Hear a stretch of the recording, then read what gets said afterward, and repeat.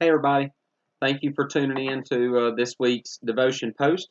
I'm going to try to get through this as quick as I can because I'm trying to keep the time on these down because I've noticed a lot of people aren't making it all the way through the devotion because apparently if it goes over 5 minutes, people start bailing out like rats off a sinking ship. So I'm going to do my best. But, I've talked with several people today and, a reoccurring issue, it seems, in the hearts and minds of a lot of people, especially right now, is that many people are asking themselves the question, am I a total failure?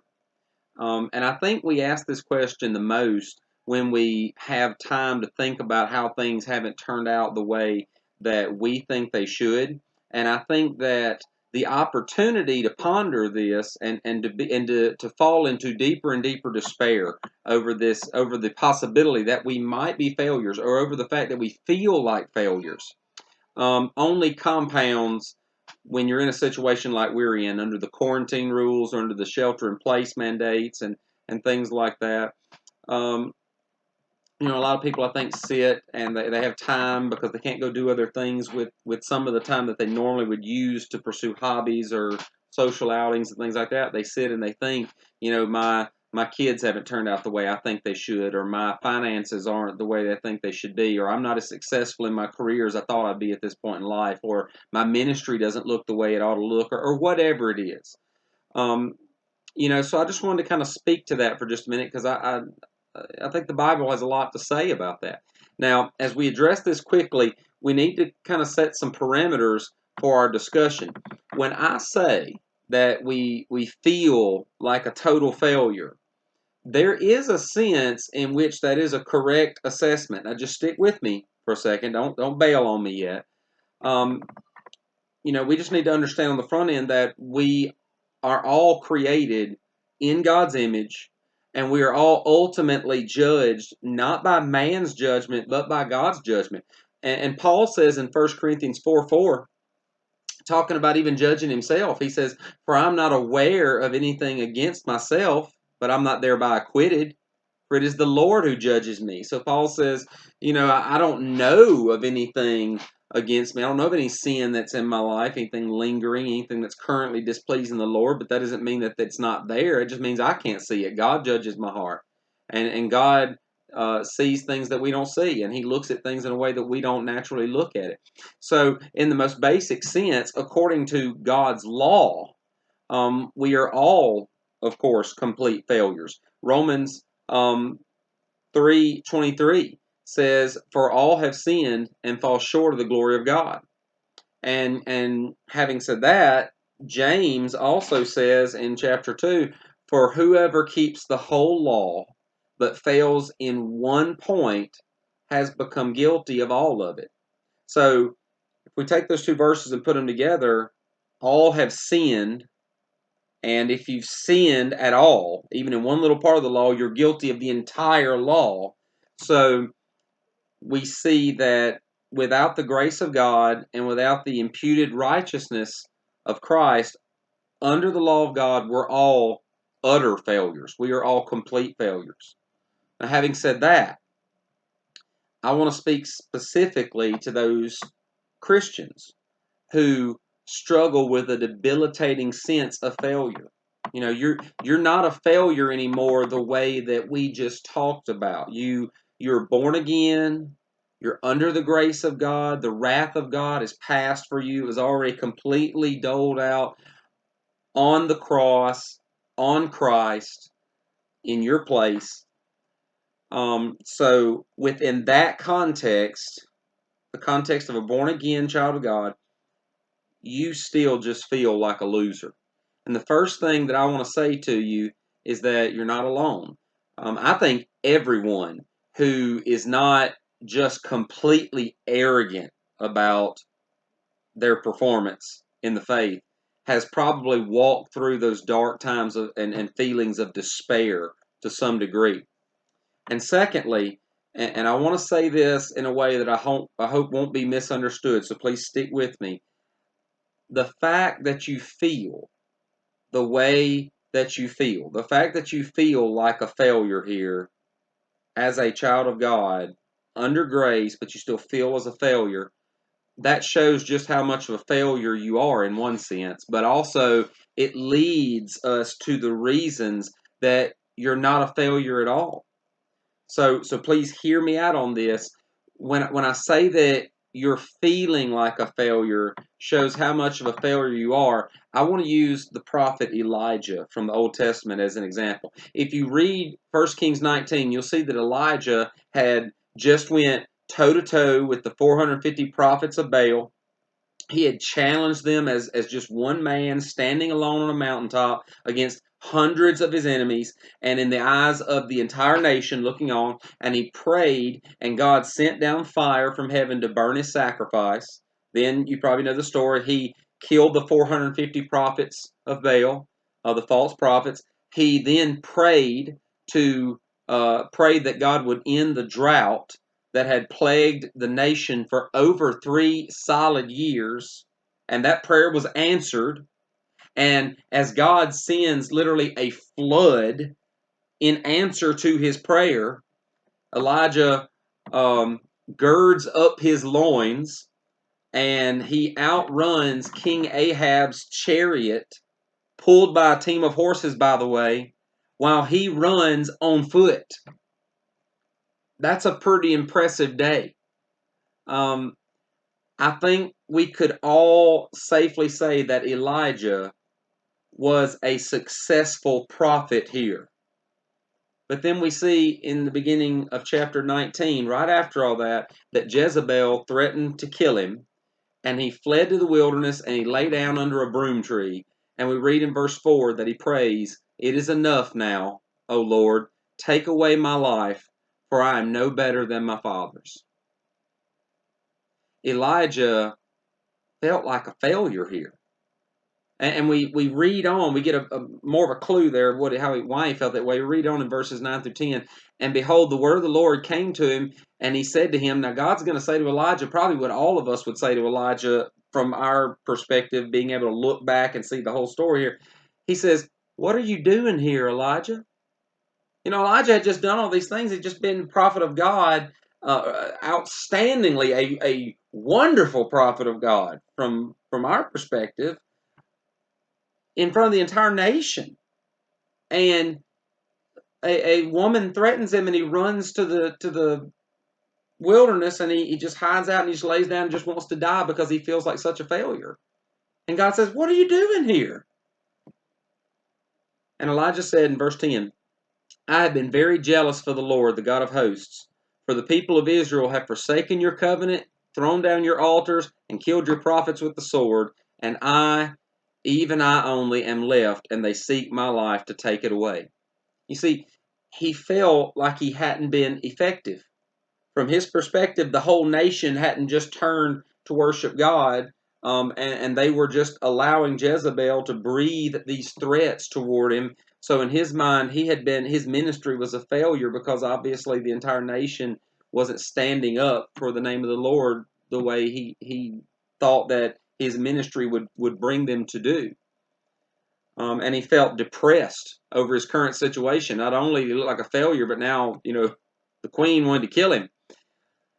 So what was God's reply here? Well, the Lord said to Elijah, starting in verse 15, "Go, return on your way to the wilderness of Damascus, and when you arrive, you shall anoint Hazael to be king over Syria, and Jehu, the son of Nimshi, you shall anoint to be king over Israel." Hazael to be king over Syria, and Jehu, the son of Nimshi, you shall anoint to be king over Israel, and Elisha, the son of Shaphat of Abel Meholah, you shall anoint to be the prophet in your place. And the one who escapes from the sword of Hazael shall Jehu put to death, and the one who escapes from the sword of Jehu shall Elisha put to death. Yet I will leave 7,000 in Israel, all the knees that have not bowed to Baal, and every mouth that has not kissed him. So God tells Elijah to go right back and continue to be the prophet over the nation, and he shows him that he still has work for him to do, regardless of how he feels about himself or his ministry. And he says that his ministry is going to, or he says that his plan is going to succeed. Whoever Hazael didn't put to death, Jehu will put to death. Whoever Jehu didn't put to death, Elisha will put to death. God's saying, don't worry, I've got an infrastructure that I'm going to make sure accomplishes the purpose that I want it to accomplish. And he also tells him that 7,000 in Israel had not bowed the knee to worship Baal, presumably greatly in part of Elisha's stand for God. So, the reason, I think when we look at this, I think we see the reason that we often feel like failures is because we do fail in that we fail to see what God values. We fail to see what God is doing behind the scenes and how God judges our service.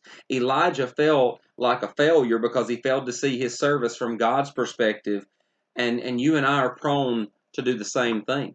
And as an extension of that idea, we need to remember that some of the things that we do in which we seem to fail the most might be the biggest success stories of our lives, and unfortunately, vice versa. We can't fall into the trap of gauging our success by the successes of others or what we, in our opinion, think success has to look like. If we do that, we're always going to be in despair because there's always somebody that seems more successful. There's always somebody that seems better at the game that we're trying to be good at. I think if we look at Paul's words in 1 Corinthians 3, we kind of get a clue of this. Paul says in 1 Corinthians 3, starting in verses 6 and 7, he says, I planted, Apollos watered, but God gave the growth. So neither he who plants nor he who waters is anything, but only God who gives the growth. And Jesus, I'm going to couple two verses here. Jesus says to his disciples in John 4:38, he says, I sent you to reap that for which you did not labor. Others have labored, and you have entered into their labor. So, if we put those verses together, here's a train of thought I think we can rightly take. If one preaches the gospel, if one person preaches the gospel to a lost person for the first time that they've ever heard it, and they don't come to Christ instantly, is that witness a failure? Or what about the follower of Christ who comes along later and preaches the gospel the second or the third or the 100th time to that same lost person? Is that disciple who is now watering the seed that was initially planted by the first follower of Christ, is he a failure if this person doesn't come to Christ while he's sharing the gospel to them? Also, what about the Christian who gets to be a part of the actual harvesting in of that soul? What about the one who actually is sharing the gospel with that person and actively preaching to that person and they're active in that person's life in a gospel way when they happen to come to Christ? Is that witness a humongous success in the faith while the other two or even more that have been part of that lost person, now saved person's journey to the cross, are they total failures and only this one person right here at the end is a humongous success? I want to put this as subtly as I can. No. A million times no. They're all successful because they were all obedient. God had a plan for when that person would come to Christ or if they would even accept the gospel at all, ever. The one who faithfully planted, he may not have done it perfectly, but he did it obediently. And the same can be said for the one who waters and the one who actually gets to be part of the reaping. But Jesus makes it plain that the one who reaps has only entered into the work of the one who had labored before them. Okay? So when one reaps, the laborers that worked before and made the reaping possible, they're all equally a success. They're all equally as successful. Ultimately, as Paul goes on to say in verse 8 and verse 9, he who plants and he who waters are one, and each will receive his wages according to his labor, for we are God's fellow workers. This means that while we may seem to see great successes or we may see only a mountain of failures. We are only as successful as we are obedient. God doesn't judge us by the grandeur of the seeming successes that we can heap up as a sacrifice, and that looks like a huge mountain of successful offering in the eyes of mere men, or even in our own eyes. He measures us by the standard He has always gauged men and women by.